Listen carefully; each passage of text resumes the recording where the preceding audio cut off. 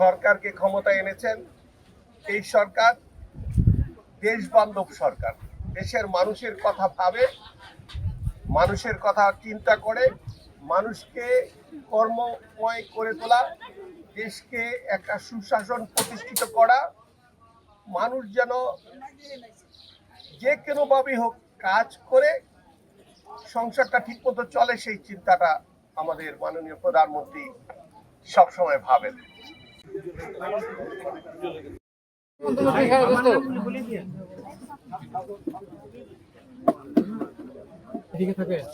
জসিমউদ্দিন সরকার,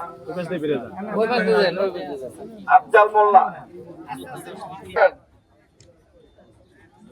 কামাল হোসেন, পিতার নাম আব্দুর রহমান খান,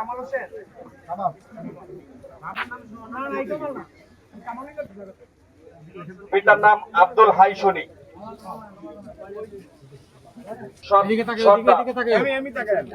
পিতা মুজা সর্দার,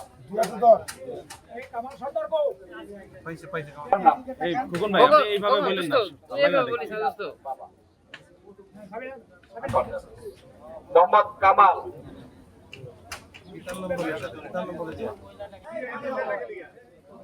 পিতা ইসুফ ব্যাপারী।